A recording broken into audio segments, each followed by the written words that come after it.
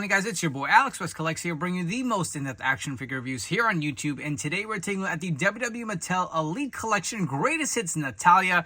I grabbed this off of ringsidecollectibles.com. You guys should have to use promo code FORLIFE to save 10% off your order. So this was a pretty good deal on Ringside's Cyber Monday deal.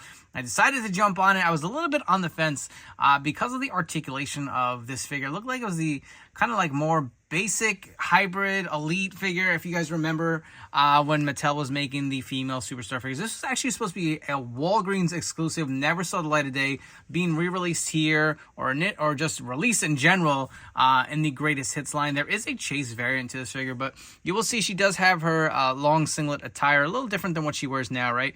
Does have the soft goods t-shirts and some interchangeable hands. I was on the fence on which one to get. If I was going to get one, I got it because of the price. At full price, I don't know if I would have jumped on this, but the chase was a decent price too. But I said, you know, I'm going to go with the standard version. I feel like this is the gear I personally preferred. But you get the image of Natalya here on the front of the box, the Greatest Hits logo, small window box we've seen with most of the Elites for 2024 and 25 now, continuing on. Greatest Hits logo and Natalya on the side. You'll see the image of Natalya on the other side. On the back, you'll get the little read-up and some stats. You'll see the other figures in the wave include King Sheamus, The Miz, Natalya, John Cena, Roman Reigns, and Cody Rhodes. We have reviewed The Miz and Cody on the channel if you guys would like to check it out. But enough chatting. Let's get Natalya out of the packaging and see if she was worth the purchase. All right, so we have Natalya out of the packaging. We're going to take a look at all the accessories that are included. So you will get a set of fisted hands with the other one being on the figure, as well as a set of mic open holding hands. You can see the hands just have a little wrap around it. There's no crazy detailing to it. She also does come with this soft goods shirt here. You guys can see when we zoom in. It says paws out, claws out. It does have her cat. She does have this kind of like bun or kind of, I don't know, hairs wrapped around the top. The likeness is okay to Natalya here. The shirt is actually really nice while we're looking at it. I will say one thing I wanted to point out. I tried to pop the head off just to get the shirt off easier, and the head wouldn't budge, so I don't know if it's mine. Maybe just needs to be heated a little bit until it's stiff, but be careful. I would assume it should be interchangeable. I mean, they went through the addition of adding the double jointed arms, at least this figure, so I don't really get it, but you can see her attire on underneath. Remember, there is a chase variant to this figure. Her attire looks really nice and clean. You can see the pink and the black here, and just moving along here, more of the pink on the side of her pants. And the rest of it is just kind of plain black. She does have the basic articulation on this figure. If you guys want to take a look at the back of her gear, you can see a little bit of the like purple or blue painted on there, and also more detailing on the back, kind of like a little like translucent on the upper back of Natalya. You can see she does have the nice armbands on here as well, so looks pretty good for the most part. But this is kind of the issue here I had. So the hair is going to get in the way of articulation. She doesn't really look up too much. Her head's a little loose, and I will say this was an issue with a lot of the older female figures, like how loose that upper torso is. That's really disappointing. She does not really have much articulation up there.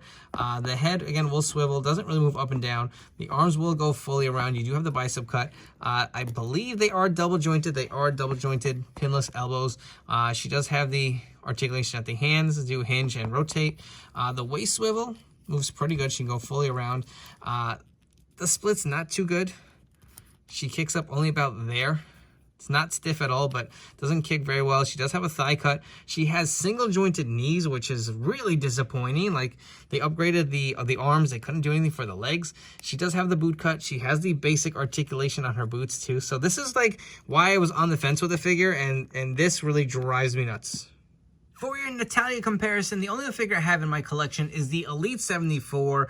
You can see how much shorter that figure is than this brand new Greatest Hits Elite. I will say I do like this figure a lot better.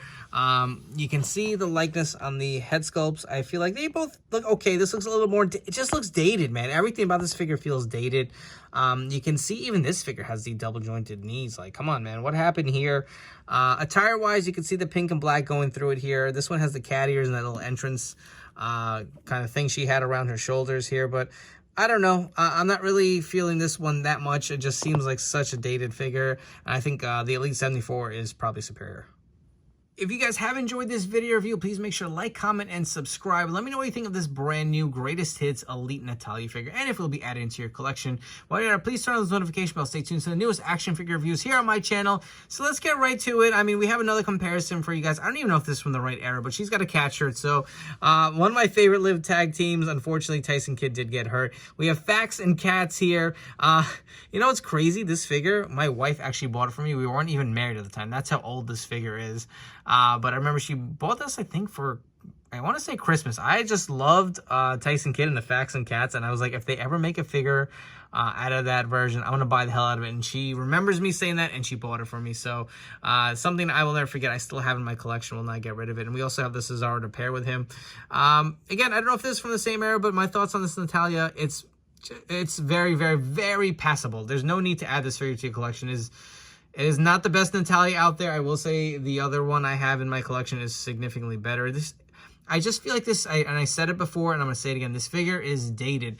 The head sculpt looks cartoony. The upper, torso is very wobbly, and like I said, I remember that being such an issue for the female characters, like 10 years ago, or whatever it was when these figures were being made. She's got these single-jointed knees, and it's like, why? You upgraded the arms, like you couldn't do anything for the legs, and especially we have Natalya with double-jointed knees already. Like, why not? And then she's got the basic articulation on the feet. Not worth the price point. I say skip it. This is not needed for your collection. There are definitely better Natalya figures out there. Before you guys go, don't forget to follow me on Instagram and TikTok at AlexWestCollects. Thank you again for tuning in. I'll catch you all in the next video review.